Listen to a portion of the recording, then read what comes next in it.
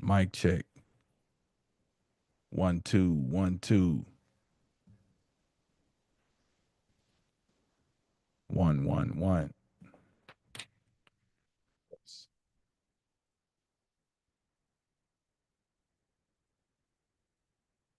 Mic check. 2 1 2.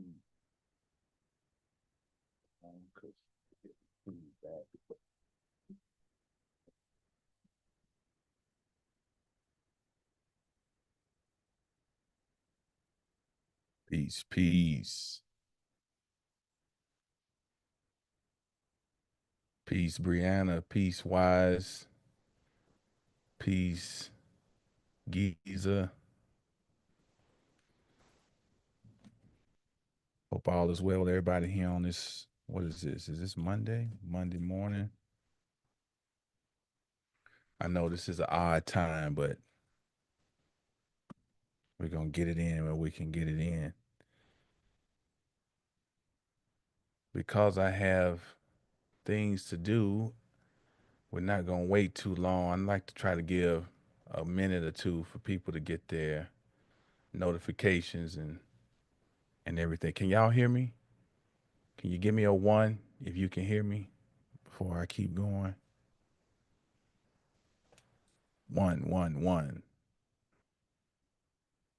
Peace, lovey. Can y'all hear me?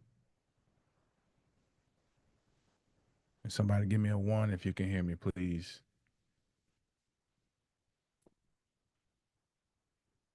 Let me make sure I got my.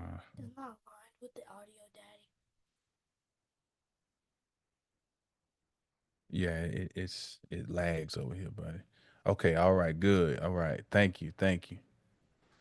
So we're gonna do a quick little breakdown here or investigation of the upcoming new moon, and it will be this evening at 10:02 p.m. Central Standard Time. And you can, peace, Monisha, and you can adjust the time for your time zone. But on Texas time, it's going to be at 10:02 p.m. I guess the first thing I want to, let's deal with the basics. So it's at 6 degrees of Gemini, this new moon at 6 degrees of Gemini. And this new moon will be part of a four planet stellium in the sign of Gemini. And when I say stellium, that's really when I say planet, it's really a misnomer because it's involving two luminaries and two planets. But we're just going to keep it simple. Let's just say a four planet stellium. Because at the time of the new moon, we have Mercury at 2 degrees of Gemini. And the new moon, of course, will have the sun and moon at 6 degrees of Gemini.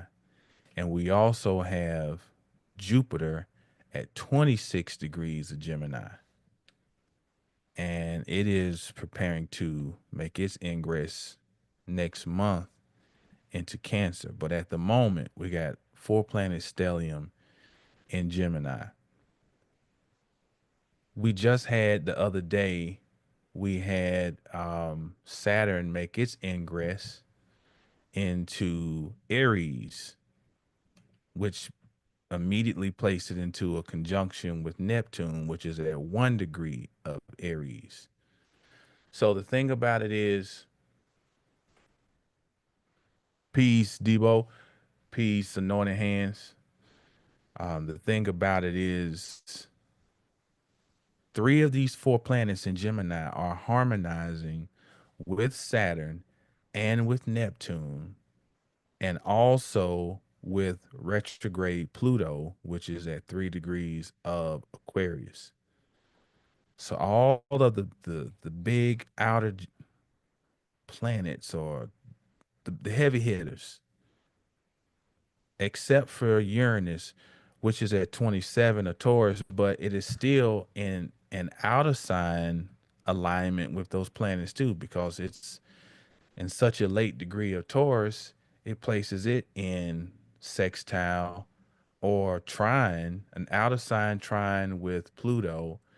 It's in an outer sign um, sextile with Saturn and Neptune, and it's also in basically an outer sign conjunction with Mercury, the Sun, and the Moon. So this is a lot. This is a lot that is converging here at this particular moment. I think this is one of the most important new moons of the year. I really do. So the way I'm looking at this new moon is a major doorway. And I know sometimes we use that word doorway and it becomes kind of cliche. You know, this is a portal, this is a doorway. But just because cliches are overdone does not mean, though, that when the time actually merits that language being used, that it lessens the significance of it. This is peace, poise, and polish. This is a this is not a joke. This is a major doorway here. So let me pull the chart up. I'm looking at my notes to see what else I wanted to say is my opening volley. But I pulled the chart up first so you can see the new moon chart. And let's do that. So let's see, I got it set for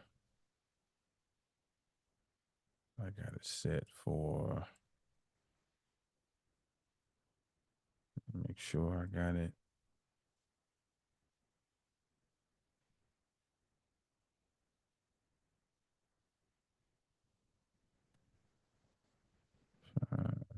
Okay. You all should be able to see this in a minute.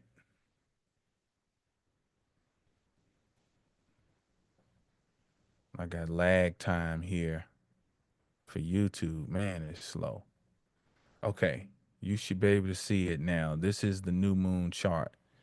Now, a couple things I want you to pay attention to with this chart is first the shape of the chart. No, no, no. I did the wrong thing. That's not what I need. Okay. The shape of the chart. And so when we look at how planets are bunched up and they create an imaginary shape. And Mark Edmund Jones, I think he might have been the one who actually was the first to use this. Um, we'll be looking at planetary shapes. Carl Jansky also um, put out a good little small booklet on that planetary shapes. So this particular shape, now depending on how strict you want to be, some may call this a locomotive because the two end planets are not exactly opposite each other, but it what's this a 15-degree orb, so that's a very loose orb for an opposition. But I'm still gonna call this a bowl because a bowl you would have the opposition, if this makes sense. So I'm looking at the opposition between Pluto and Mars. Now they're not within an orb that we would call this an active opposition, but we're gonna call this still call this a bowl. Now, what's the significance of all this? A bowl is one that denotes we are responding to an outside force and we are taking action relative to the type of force that is being applied. A person who has a bowl shaped chart will be someone who's good for working in the ER. Someone who's good working under pressure and basically in pressure situations. Because typically with the bowl, somewhere in there you're going to have some type of square or some type of situation that requires that we respond quickly. The bowl planet is almost like the superhero who is ready to fly to the rescue or come to the rescue. Now, so the reason I'm showing this is because this is the configuration in the sky right now. And every moment in astrology is a birth. Every millisecond is a new birth in astrology. That's why we cast charts for any type of situation, any momentous thing or moment in life, whatever, something happens, there's a question we want, everything, there's a birth chart for it because every moment is a birth. So all we're doing with this new moon is we're looking at this new moon as a birth. So we're imagining that a and some souls are going to be coming in right at the time of this new moon, and this will be their birth chart.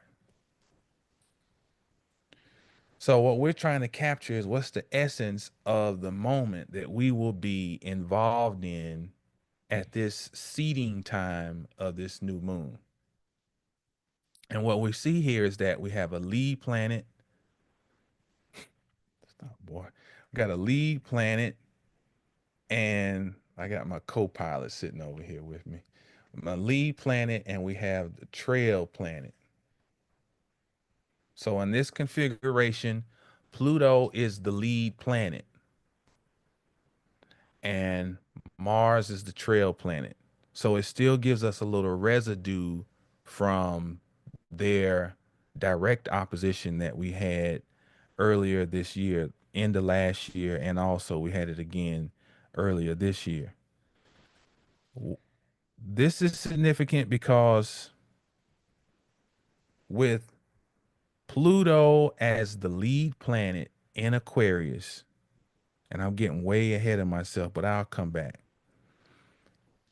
The lead planet of a chart is initiating action because it starts all of the action of the other planets.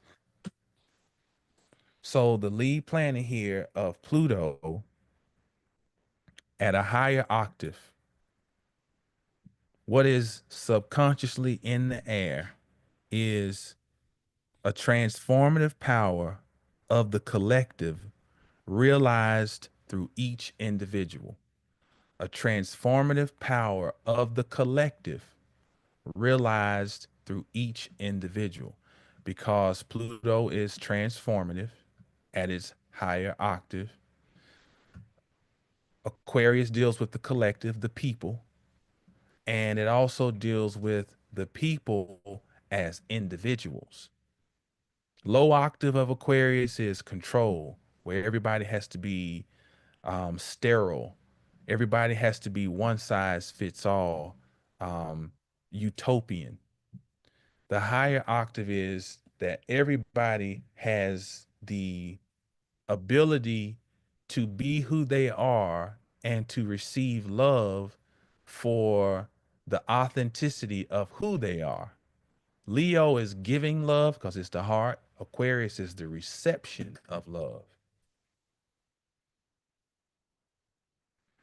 So the higher octave here with Pluto and Aquarius is that it's the transformative power of the collective realized through each individual.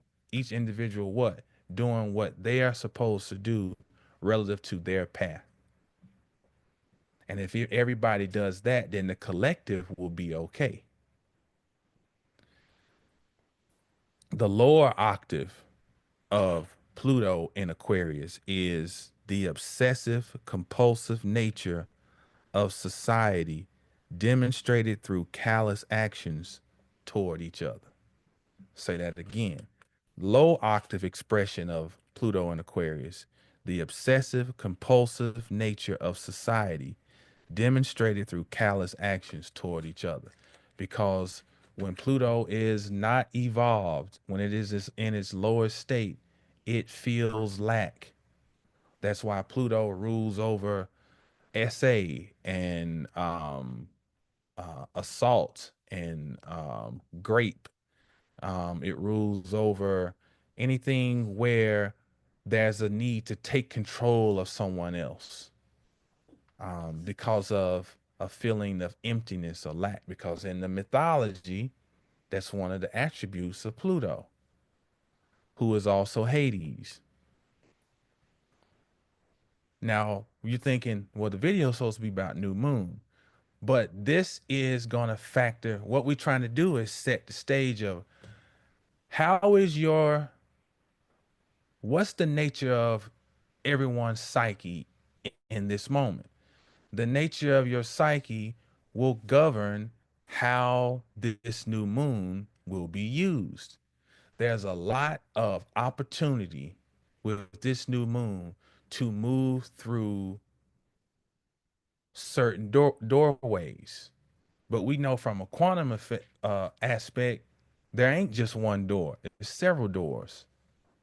Which door are we moving through? There's an opportunity on a positive side to be opening up and expanding and releasing something that has been bottled up, that you've been working on, toiling, as all these outer planets have been in feminine um, signs, Taurus and Capricorn and Pisces. So everything was under the surface. What were we doing behind the scenes? So the reason I'm saying this is a doorway is because now this is where everything is coming out on Front Street. The good, the bad, the ugly, everything's coming out. If I'm making sense.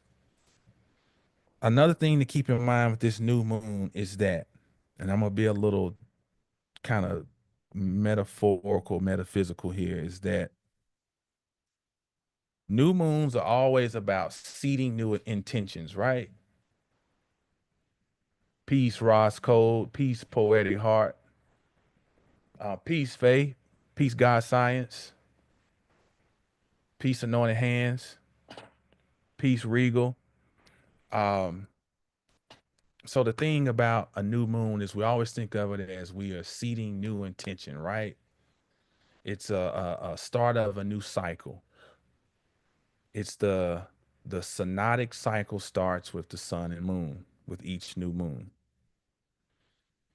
And agriculturally, you can go and get a farmer's almanac. And what I do is I use it to see kind of like, I go by, well, what type of crops do they say you plant at this moon? Or is this new moon viable for planting crops?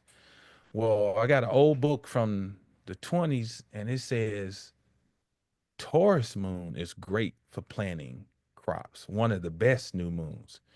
Gemini new moon is not. Gemini new moon is a time for clearing away weeds. I mean, just think, let your mind run with that. Just let your mind run with that. Think about what we just talked about with Pluto and Aquarius, which has deep subconscious um, psychological ramifications. And then at the new moon in Gemini, it's a moon that's about clearing away weeds. We're not necessarily planting seeds right here. It's clearing away weeds because weeds choke out the crop. They are fighting for oxygen and they are taking away vital nutrients and oxygen from the actual crop that you are wanting to grow. So this new moon is important about clearing out weeds, getting things in order. And look, Jim, what is complementary to this new moon is Saturn in Aries. What have I been talking about in these videos? Saturn in Aries, get your house in order. Discipline, get yourself in order, lining things up. Neptune, there's a dream, but I gotta do the structural things to make this dream come a reality. If you are looking to strive and move towards something, because Saturn is also professionalism. So do I see myself as a professional? Jay-Z had an old line, I'm not a businessman, I'm a business man. That's a perfect line for Saturn and Aries. I'm the business. I'm not just a as a indirect article. I am the business man. Direct article. The business. So being about your business, and part of that with this new moon is clearing away weeds during your due diligence. The sextile provides an opportunity to work with complementary energy, keeping in mind that a sextile also is involving energies that oppose each other. The sextile now says what appeared to be your opposition now gives you a chance to see similarity in how y'all can complement each other. How can this fire and air complement each other? So that's part of the opportunity we have here at this new moon, to help us walk through the doors that we want to walk through, and not the doors that we get forced through. Because Saturn in Aries too is also about sovereignty. I'm gonna govern myself because I don't want you governing me. I don't want anybody else governing me. So I'll govern myself.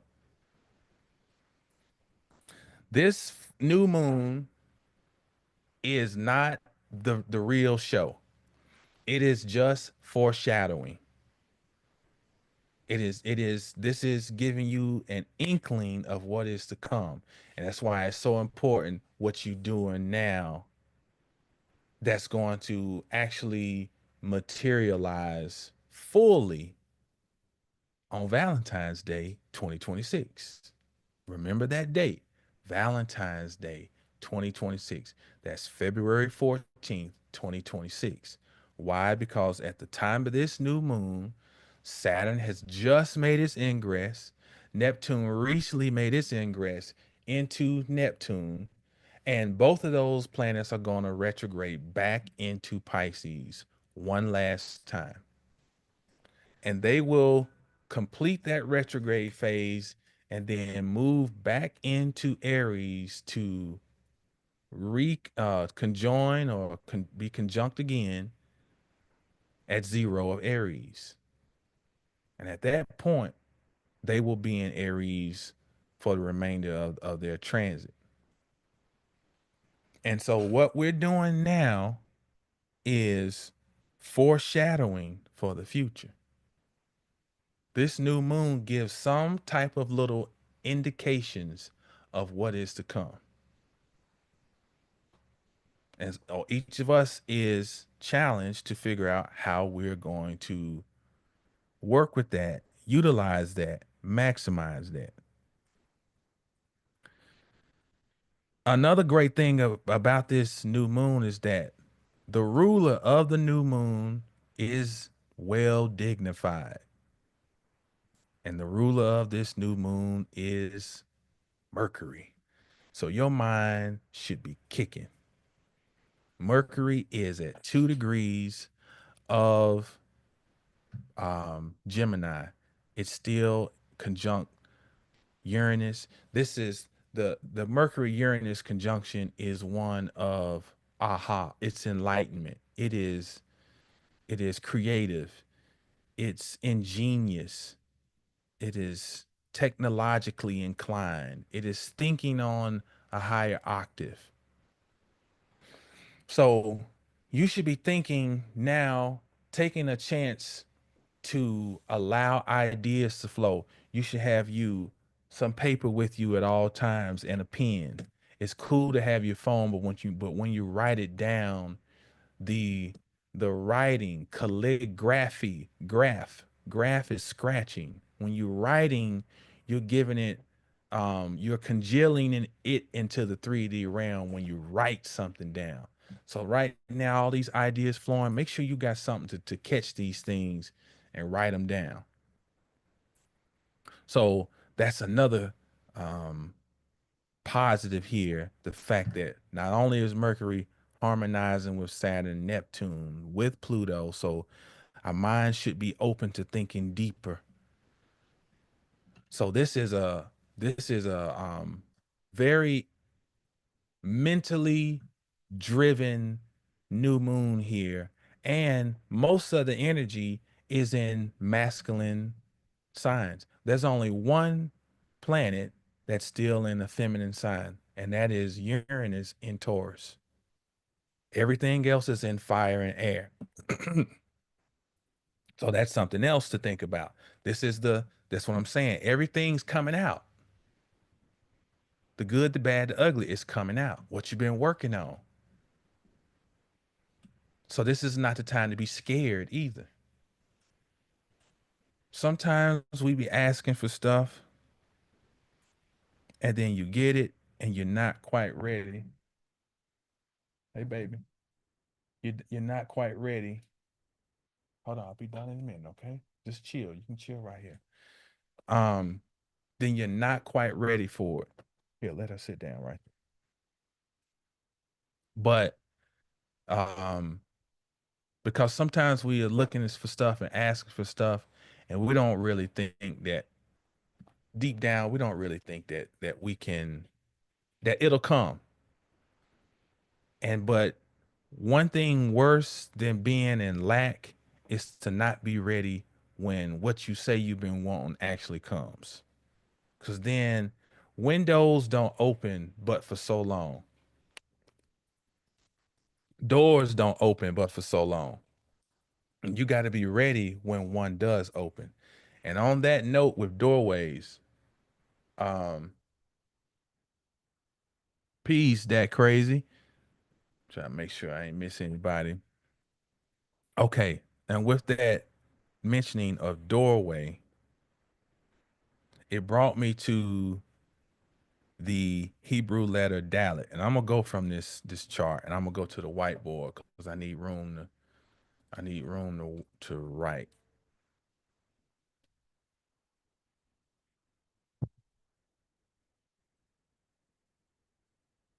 Let's see, uh, this thing is slow.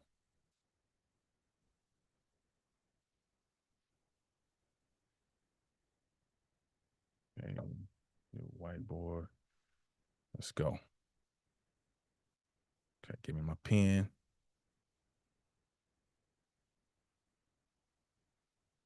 All right. So, um, that's the symbol for Dalet in Hebrew, and the Dalet, when you spell out that letter, each letter in Hebrew, just a refresher, each letter in Hebrew is comprised of other letters. So a dalet itself consists of a dalet, a lamed, and a ta. And those add up to 434. Now, dalet, when you spell it out, it can refer to a door, it can refer to a gate, a portal, okay? Or it can be an entrance. Now, there are other cognates, and there are other words in Hebrew that use other letters that have the same gematria. Um, this word, let me see if it's Lakadesh, Lakadesh. It's a lamet, uh, a cough,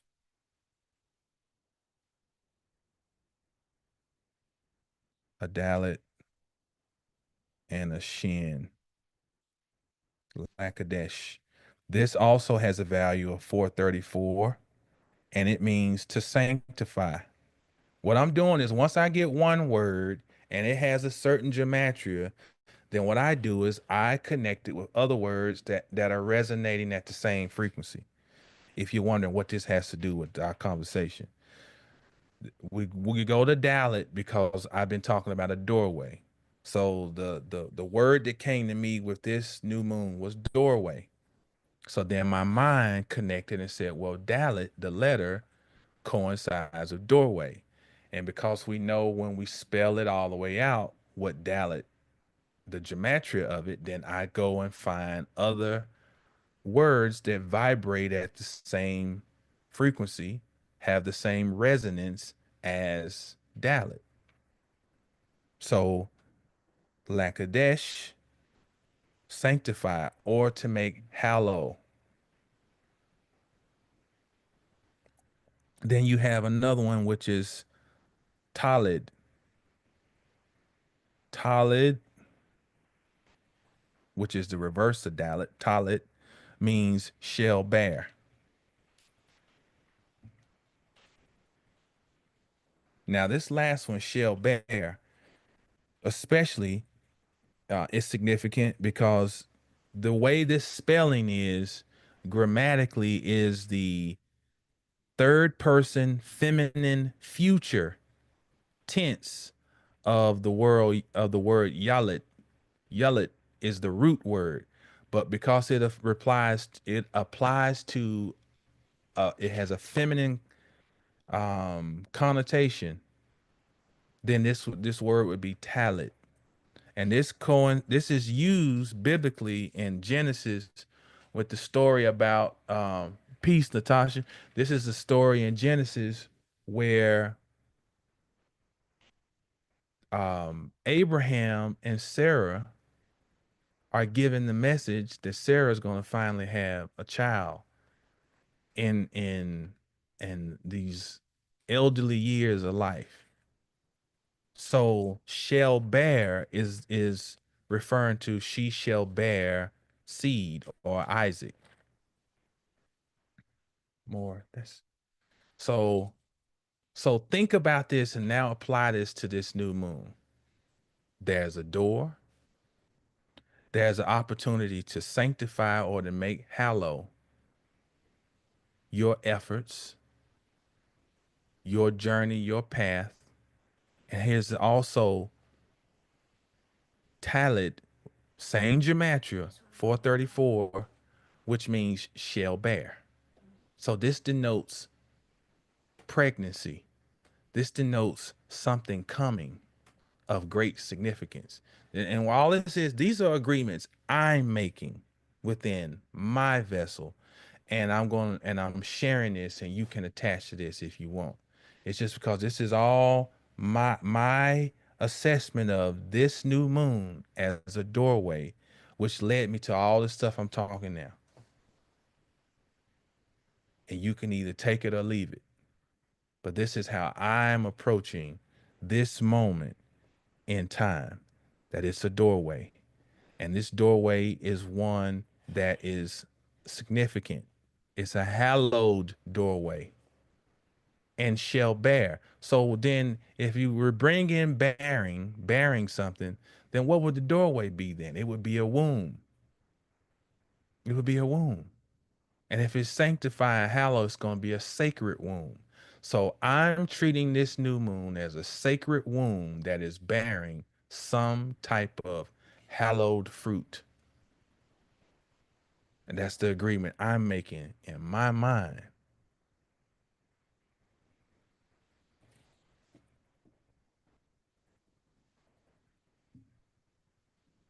I'm going through and make sure that I cover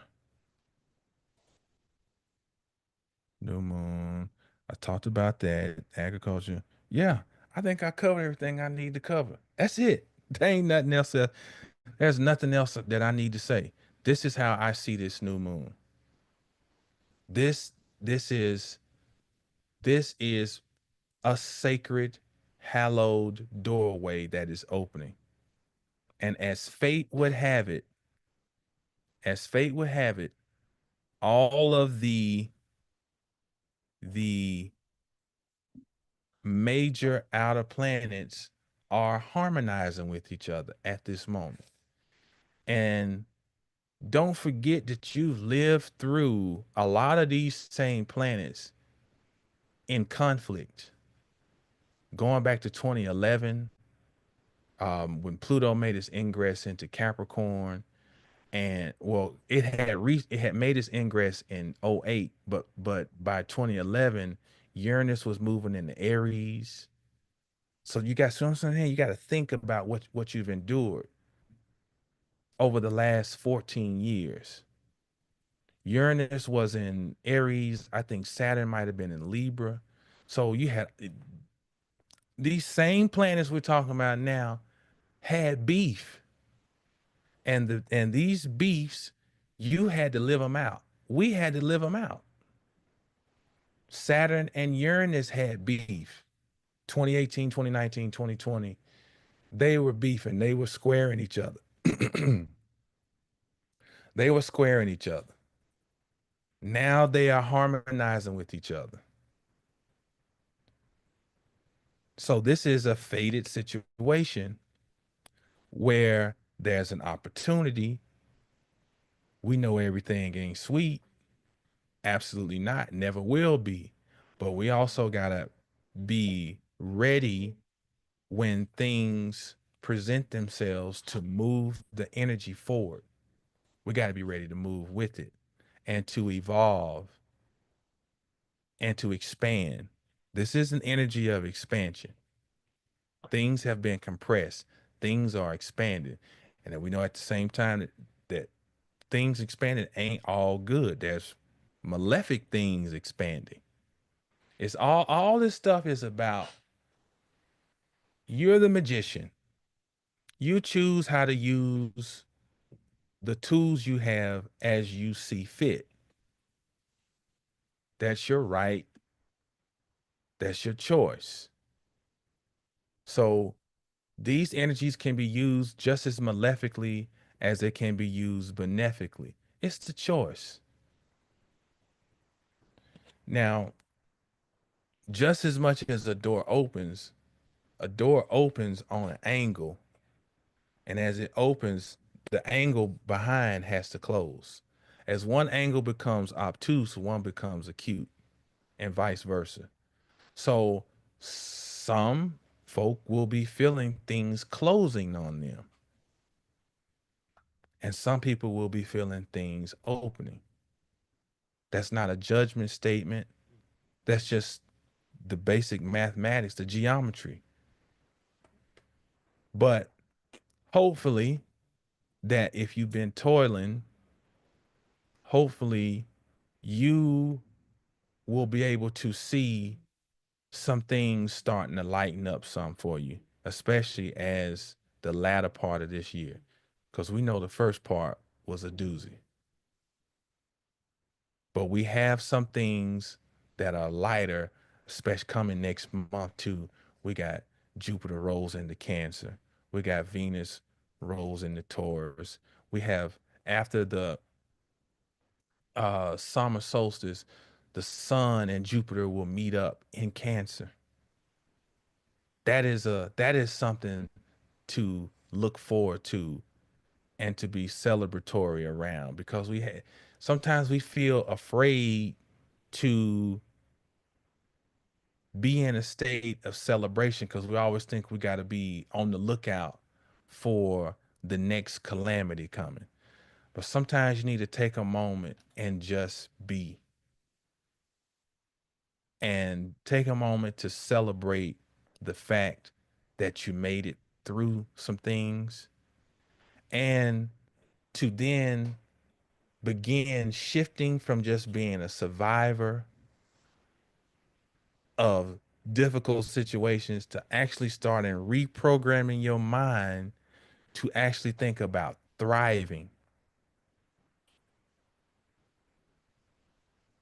It ain't enough to just be surviving. It ain't enough. It ain't enough. It ain't enough. So reprogramming your mind to start expecting and acting like someone who thrives. And it ain't all about just money, just to be having energy of I thrive. I exude power. I do not live in lack. So here's an opportunity for us to take advantage of this in this moment. Um, let's see. Eric Marshall just got on. Uh, peace, G. Shalom. So I missed that. Debo said my mother just had a stroke last night. She's Pisces. Oh man, yo, I'm sorry to hear that. And we send healing, sincere healing energy to your family. And I want to just throw out a think frequency. Just a little hint. Some things I can't say on the open internet. Think frequency. Think frequency. Research frequency. Resonance. But we hope for her a full recovery. My old man, before he transitioned, he had two. Um, so that's something that plagues us. Um, so did I miss anybody? Eric Marshall. Yeah, I hollered. I saw Eric. That's when I was saying shalom. So unknown pain, peace. So yeah, I think I hollered at everybody, acknowledge everybody who came in. I appreciate y'all tuning in always for the positive energy. Thank you to the moderators for being on your post. And let's see, what's this? Check your email. Oh, okay. But yeah, as always, know the stars to know yourself. I tell you this will be a quick one, and we out. Stay down till you get up. When you get up, stay down. 720astrology.com. Holla at me, and we can help you figure out how to maximize this energy that we're in right now, how to get on top of it and, you know, reap the full benefits. 720astrology.com. Peace.